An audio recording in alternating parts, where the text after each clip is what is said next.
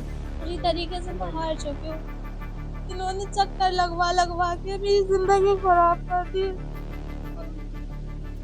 अब मन नहीं करता कहीं भी जाने का, किसी से बात करने का। बदतमीज़ी बोलते हैं, उल्टा बोलते हैं, यूपी पुलिस वाले, दिल्ली पुलिस वाले। अब नहीं, अब तो जी करता है कि बस सुसाइड कर लूँ दोनों बच्चों को ले जाके। और मैंने ये कंप्लेन में भी कह रखी है कि मैं सुसाइड कर लूँगी, इसकी ज़िम्मेदार पुलिस वाली होगी, जितने प्रशासन है सब होंगे। जब मैं मर जाऊँगी तब इस चीज़ पे काम करा जाएगा, इससे पहले ये काम नहीं करेंगे और ना ही इस चीज़ के लिए राज़ी हो रहे हैं। बेबाक हिंदुस्तान, सच की जुबान, हर खबर आप तक। बेबाक हिंदुस्तान देख रहे हैं आप और मैं हूं आपके साथ शोएब इदरीसी। दोस्तों, इस वक्त हम उत्तर पूर्वी दिल्ली के थाना सेलमपुर क्षेत्र में मौजूद हैं और ये गौतमपुरी लगता है। एक ऐसी फैमिली, पीड़ित फैमिली आज बेबाक हिंदुस्तान के पास पहुंची है जिसको मदद की और इंसाफ की उम्मीद है। जी हाँ, और ये पिछले 3 महीनों से थाने के चक्कर काट रहे हैं और चक्कर काटते काटते आज 3 महीने गुजर चुके हैं, लेकिन इनकी कोई सुनवाई नहीं। हमारे पास एक ऐसी फैमिली बैठी है जो बहुत ही ज्यादा परेशान है। आपने अक्सर देखा होगा कि हस्बैंड वाइफ को मारता है तो कभी वाइफ की वजह से जो है एक दूसरे में डिवोर्स हो जाते हैं। कभी वाइफ ले लेती है तो कभी हस्बैंड ले लेता है, दोनों में लड़ाइयाँ अक्सर रहती है और ज्यादातर मामले हम आपको दिखाते रहते हैं और सामने ही कुछ ऐसे निकल कर आते हैं। लेकिन आज जो मैं मामला आपके सामने रख रहा हूँ, इसमें कहीं ना कहीं पुलिस की बहुत ही बड़ी लापरवाही रही है, जो हमें बताया फैमिली ने भी। और जो इनकी फैमिली वाले हैं यानी कि लड़की के मायके वाले, उनके तो क्या ही कहने हैं। जी हाँ, अक्सर आप देखते हैं कि मियाँ बीवी में जब लड़ाई होती है तो माँ बाप ही समझौता कराते हैं, सुलह कराते हैं, लेकिन यहाँ उल्टा हो रहा है। यहाँ ये हो रहा है कि जो हस्बैंड वाइफ है, लड़की के माता पिता चाहते हैं कि मेरे लड़के से हमारी लड़की डिवोर्स ले, लेकिन वाइफ नहीं चाहती, लड़की नहीं चाहती कि मैं अपने हस्बैंड से डिवोर्स लूं और उससे अलग रहूं, लेकिन लड़की के माँ बाप चाहते हैं कि हमारी लड़की डिवोर्स ले। ऐसा इस पीड़ित फैमिली का कहना है और ये थाने के चक्कर काट काट के परेशान है। क्या है पूरा मामला, क्या कुछ अभी तक हुआ है, कहाँ कहाँ इन्होंने गुहार लगाई है, कहाँ कहाँ इन्होंने शिकायतें अभी तक दी हैं और कहाँ कहाँ इनको थाने में पीटा गया है, सारी बात ये हमारे सामने रखेंगे और क्या कुछ मामला है यही बताएंगे। सबसे पहले आप जो है अपना नाम बता दीजिए, क्या नाम है आपका? शब्बीर आलम। शब्बीर आलम जी, कब की बात है, क्या कुछ हुआ है अभी तक आपके साथ, जरा विस्तार से पब्लिक जो देख रही है आपको बताइए। शादी के 1 साल बाद से मुझे परेशान करना चालू कर दिया था इन लोगों ने। आपकी लव मैरिज है या अरेंज अरेंज मैरिज? मैरिज है। अरेंज। रिश्ता लगने के 1 साल बाद हमारा विवाह हुआ था। उसके बाद शादी होने के बाद ही 1 साल के बाद मेरी लड़की हुई बड़ी वाली शादियाँ। उसके बाद अस्पताल में इन्होंने मारपीट की मेरे साथ, हमला किया, जानलेवा खूब जा। मैंने फिर कंप्लेन दी 2020 में भी, तब भी पुलिस वालों ने कोई एक्शन नहीं करा, बात को ऐसे निकाल दिया। उसके बाद 27 अगस्त को फिर आए घर में घुस गए मारपीट के लिए, सामान वामान का नुकसान करने लगे। तो भाई मैंने 112 पे कॉल करी अपने बचाओ में। तो इसकी सेवा लेता हूँ, पुलिस मुझे इंसाफ देगी। अगर मैं कुछ करता हूँ तो उल्टा मैं ही फंस जाऊँगा, मैं फंस जाऊँगा अगर मैं कुछ करता हूँ तो। पुलिस ने, मैंने 112 की कॉल करी, मौके पे पीसीआर आई, इनको भी मारा। 27 अगस्त को इनकी एमएलसी भी हुई अस्पताल में जग प्रवेश में। तो थाने हम पहुँचे पीसीआर आने के बाद, तो वहाँ आई होता सुधांशु।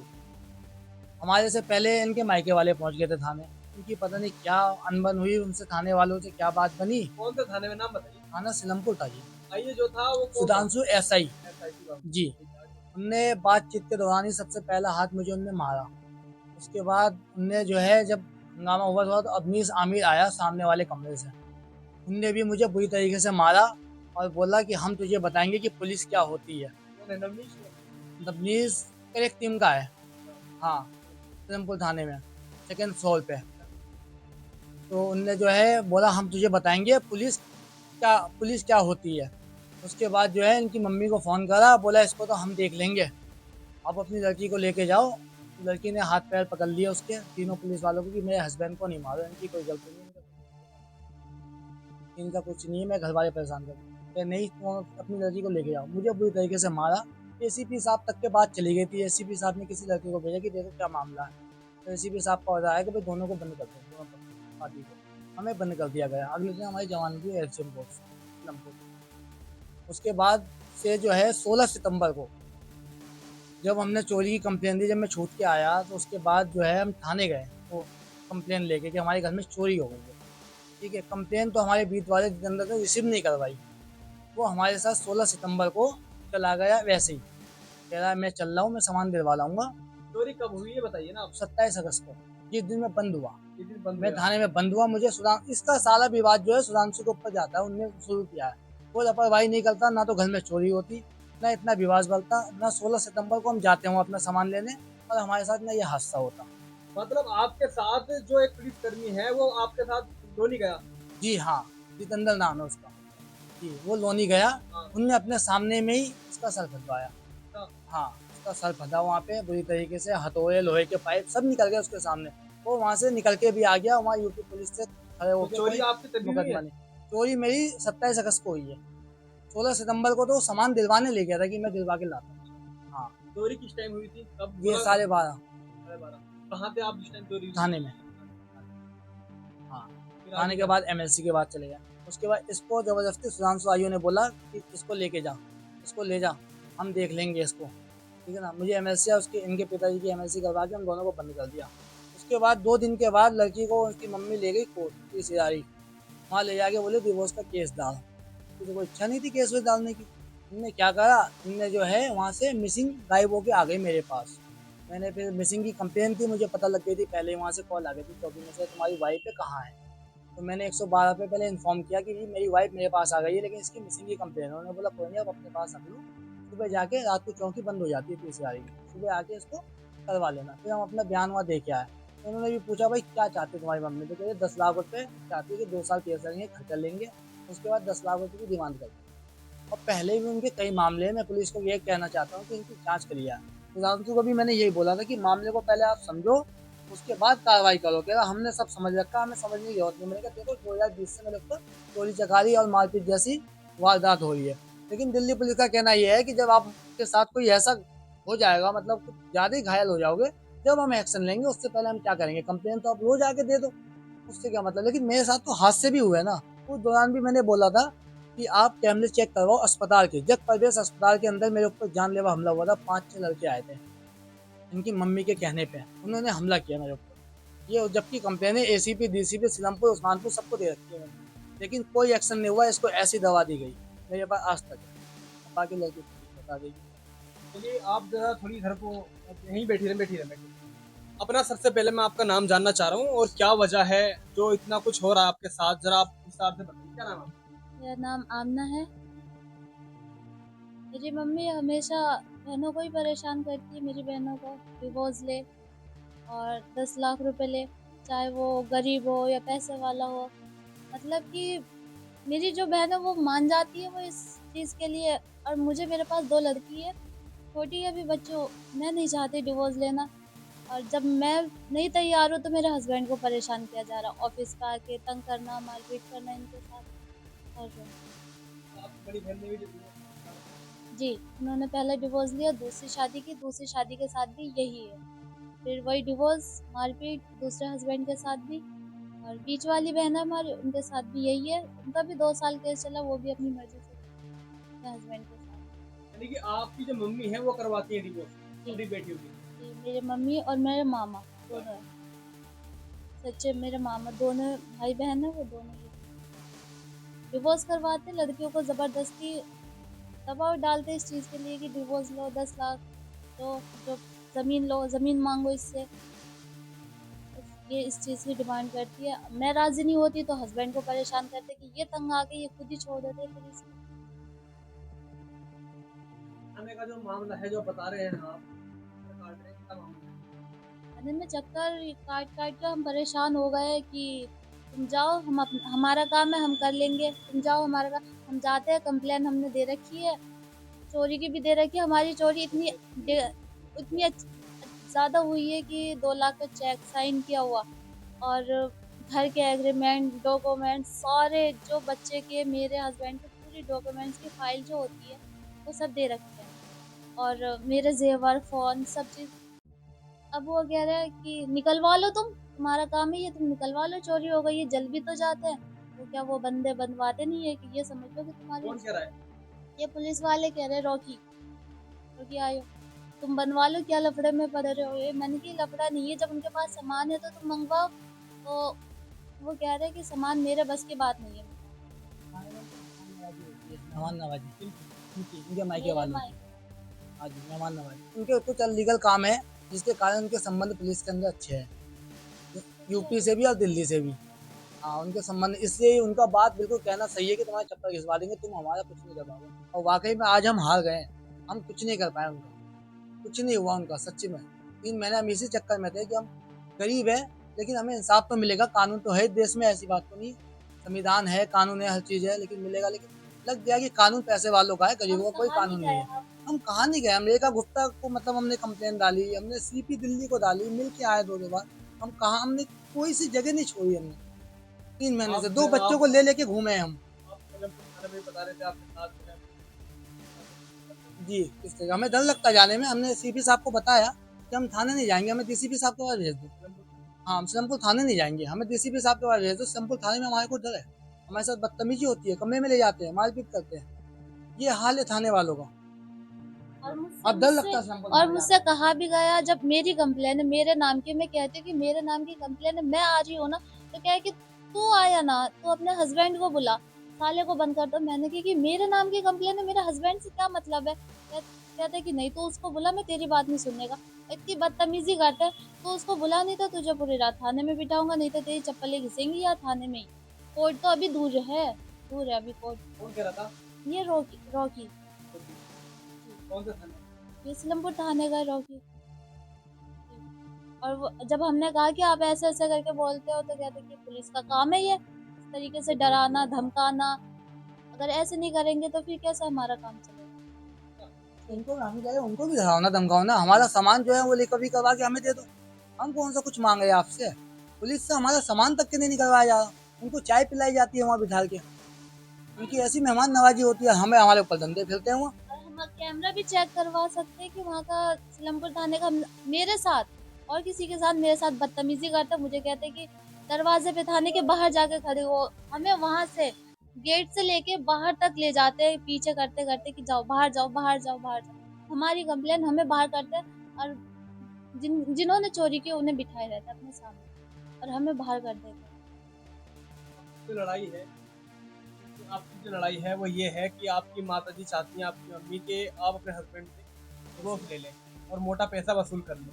आप ये कहना चाहते हैं? जब इस चीज के लिए राजी नहीं हुए तो उन्होंने हमारे घर में चोरी कर ली, सारा सामान ले गया।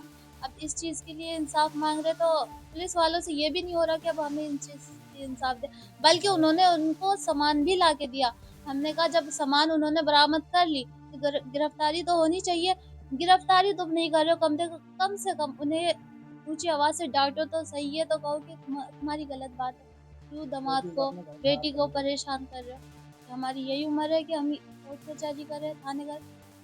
सब ये सोचते हैं कि बच्चे हैं कम उम्र के, ये थक जाएंगे हार जाएंगे, चक्कर लगा मुझे लगा ऐसे ऐसे के। सवाल करते कितने पढ़े लिखे हो, ये कंप्लेन किससे बनवाई है? सिंहपुर थाने में जी, बड़े बड़े अफसरों के पास। मैं अफसरों का नाम नहीं बदनाम में नहीं करना चाहता दिल्ली पुलिस को, कि आप कितने पढ़े हुए हो, ये तुम्हारे लिए बनाई हुई जो कंप्लेन नहीं है। कितने पैसे दिए वकील को, इन चीज से क्या मतलब है पुलिसकर्मी को?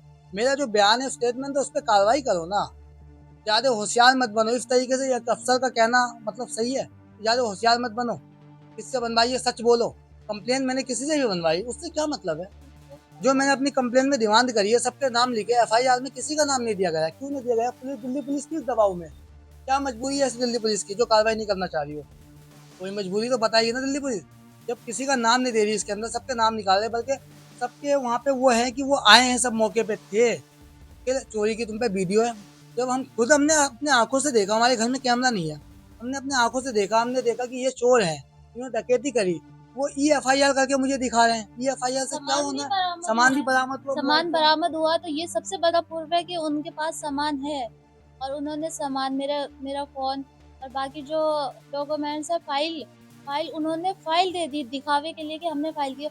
उसमें का सारा पेपर निकाल रखे, उसमें कुछ नहीं है, बस एक फोन एक फाइल उन्होंने दी है हमें। और बाकी उसके बाद कह रही कि मैं नहीं दूंगी सामान, और मेरे पास कुछ सामान। खाली फाइल दे दी हमें, डॉक्यूमेंट कुछ नहीं है उस फाइल के अंदर, और हमारे बच्चों का फ्यूचर है उसके अंदर। और उसमें जो पेपर है वो 10 लाख रुपए के पेपर है मेरे पेपर। अब मैं किस किस से विवाद करने जाऊंगा? मेरे पे लिखत में कुछ होगा तो मैं लूंगा ना उससे पैसे। 2 लाख का चेक है, किसी ने दे रखा है, उससे 2 लाख रुपए लेने हैं मुझे। अब वो चेक तो अपना लेगा ना जब मुझे 2 लाख रुपए देगा वो, और जब मैं उसे चेक नहीं दूंगा तो मैं 2 लाख रुपए पी जाएगा। क्या मुझे सिलमपुर थाने बार बार मुझे सपोर्ट करेंगे मेरी इस चीज़ पे? हर किसी में पैसों के लिए मेरा विवाद हो। 10 लाख रुपए के पेपर है मेरे, मकान का सिक्योरिटी का मकान है, तो उसके पुलिस से पेपर है। आपकी क्या उम्मीद है? आमना, मैं आपसे जानना चाह रहा हूँ, आपको जो है पुलिस आपके पुलिस साथ प्रशासन से हमें बहुत उम्मीद है, मुझे बड़े अफसरों से उम्मीद है, उन्होंने हमें बड़ा सम्मान दिया, हमें सीपी ऑफिस में भी बहुत सम्मान मिला, हमें चाय पानी सब सेवा हमें की गई, लेकिन हमें थाने से अब कोई उम्मीद नहीं है, और ना थाने हम जाना चाहते हैं। अब हम, हाँ, डर लगता है, हम नहीं जाएंगे। आमना, मैं अब ये पुलिस थानों से हार चुकी हूँ, बहुत बुरी तरीके से मैं हार चुकी हूँ। इन्होंने चक्कर लगवा लगवा के मेरी जिंदगी खराब कर दी। अब मन नहीं करता कहीं भी जाने का, किसी से बात करने का। बदतमीजी बोलते हैं, उल्टा बोलते हैं, यूपी पुलिस वाले, दिल्ली पुलिस वाले। अब नहीं, अब तो जी करता है कि बस सुसाइड कर लूं दोनों बच्चों को ले जाके। और मैंने ये कंप्लेन में भी कह रखी है कि मैं सुसाइड कर लूंगी, इसकी जिम्मेदार पुलिस वाली होगी, जितने प्रशासन है सब होंगे। जब मैं मर जाऊंगी तब इस चीज पे काम करा जाएगा, इससे पहले ये काम नहीं करेंगे, और ना ही इस चीज के लिए राजी हो रहे। जी बहुत ज्यादा सिलमपुर थाने के चक्कर काट के थक गई। अब कहीं जाने का मन नहीं करता। आपके साथ जो बदतमीजी करते हैं पुलिसकर्मी, जरा एक बार उनका नाम बताइए। एक रॉकी है, और सुधांशु, आयो, और नवनीश, जिन्होंने हमारे हस्बैंड के साथ मारपीट की है, आमिर जी, ये सब है। मैंने बोला मेरी कॉल रिकॉर्ड निकाली जाए, मैंने 112 की कॉल पे क्या बोला गया था, उसके बावजूद आज तक के कोई जांच नहीं हुई, ना सुधांशु के अगेंस्ट कोई कार्रवाई हुई है। बार बार कंप्लेन दे रहा हूँ, सुधांशु की जांच करी जाए, जांच करी जाए। डीसीपी से खुद मिलके दे के आया हूँ मैं, डीसीपी साहब को, सुधांशु की जांच करी जाए, इस मामले की जांच करी जाए। पुरानी हो गई बात, भाई पुरानी तो आप लोगों ने करी है ना, मैंने तो पुरानी नहीं करी, मैं तो लगातार कंप्लेन दे ही रहा हूँ, मैं तो चक्कर काट ही रहा हूँ, दिल्ली पुलिस, यूपी पुलिस, सारे मैंने घूम ही रहा हूँ। मैं तो 2 बच्चों को लेकर मासूम हो गए, बच्चों की एजुकेशन खराब हो रहे हैं, 2 लड़की में बच्चों की एजुकेशन खराब हो रही है। दिल्ली पुलिस दिल की पुलिस, यानी कि ये कहिए कि दिल्ली पुलिस जहीं सबसे स्मार्ट पुलिस कही जाती है, और यूपी पुलिस के तो आप जानते ही हैं कितने चर्चे होते हैं। फिलहाल ये दो जो पीड़ित फैमिली इस वक्त हमारे साथ में मौजूद है, ये क्या कुछ इन लोगों ने बताया है। ये शब्बीर है, हस्बैंड और वाइफ है, जो अभी रो रो कर आपको बता रही थी, दिल्ली पुलिस से गुहार लगा रही थी। बता रही है सेलमपुर थाने में जा जाकर मैं परेशान हो चुकी हूँ, मेरी चप्पलें घिस गई हैं सेलमपुर थाने में जा जाके। वहाँ पर जो पुलिसकर्मी हैं वो बदतमीजी करते हैं, वो कहते हैं कि हम तुम्हारी चप्पल घिसवा देंगे, ले तुम्हें चक्कर कटवाते रहेंगे थाने के, लेकिन हम कार्रवाई नहीं करेंगे। ऐसा यहाँ पर जो पीड़ित मौजूद हैं उनका कहना है। हालांकि नॉर्थ ईस्ट दिल्ली डीसीपी से हमारी दरख्वास्त है, रिक्वेस्ट है कि आप जो लोग जो है इस मामले को संज्ञान में लें और कार्रवाई करें, क्योंकि डीसीपी नॉर्थ ईस्ट दिल्ली खुद कहते हैं कि थाना जो बना हुआ है वो आप ही लोगों के लिए है, यानी कि जो पीड़ित हैं थाने में जाइए और उनकी सुनवाई होगी। लेकिन यहाँ मामला उल्टा ही निकलकर सामने आ रहा है। पीड़ित का कहना है आमना हमारे साथ मौजूद है, परिवार हंसी खुशी साथ में रह रहा है, आमना अपने हस्बैंड के साथ खुश है, दोनों साथ में रहना चाहते हैं, लेकिन इनकी माँ चाहती है कि हमारी लड़की डिवोर्स ले ले और मोटा पैसा इनके हस्बैंड से वसूल कर ले। इसी सिलसिले में इनके साथ मारपीट की जाती है इनके हस्बैंड के। इस सिलसिले में आमना अपने हस्बैंड को लेकर सेलमपुर थाने जाती है तो इनको थाने में से भगा दिया जाता है, ऐसा आमना का कहना है। और वहां पर जैसे कि इन्होंने बताया सुधांशु के खिलाफ कई बार डीसीपी ऑफिस में भी ये दरख्वास्त दे चुके हैं कि सेलमपुर थाने में एक सुधांशु नाम का एसआई है जो लगातार इनके ले जाती है। हालांकि पीड़ित ये है, इनका कहना ये है कि कॉल इनकी तरफ से की गई 112 पर, पीड़ित ये है, और थाने में जाते हैं तो ये कहते हैं कि जाते ही इनके साथ मारपीट की जाती है सुधांशु द्वारा। जी हाँ, और 2 और पुलिसकर्मियों के नाम इन्होंने बताए हैं, वो भी साथ में आते हैं और इनके साथ मारपीट करते हैं। आखिर दिल्ली पुलिस कर क्या रही है, इस मामले को देखे कि सेलमपुर थाने में आखिर चल क्या रहा है कि पीड़ित जाते हैं और वो ऐसे ही उदास हो जाते हैं, मरने की कगार पर पहुंच जाते हैं, वो थाने से नाउम्मीद हो जाते हैं। आखिर दिल्ली पुलिस तो दिल की पुलिस है, आखिर दिल्ली पुलिस कब ऐसे मामलों को संज्ञान में लेगी, ये अपना आप में एक सबसे बड़ा सवाल है। ये हमें दिखा रहे हैं मेल द्वारा भी जो है इन्होंने काफी बार जो है कंप्लेंट दे रखी है और ये भेजते रहते हैं, चाहे वो रेखा गुप्ता हो या फिर दिल्ली पुलिस को हो, लेकिन कोई सुनवाई इनकी नहीं हो रही है। हम दिल्ली पुलिस से रिक्वेस्ट करते हैं दिल्ली पुलिस जो है मामले को संज्ञान में ले और इस पर जांच करें और जो भी इन पर दोषी है, जो लोग परेशान कर रहे हैं, उस पर कार्रवाई की जाए। बेबाक हिंदुस्तान के लिए शोएब इदरीसी, दिल्ली।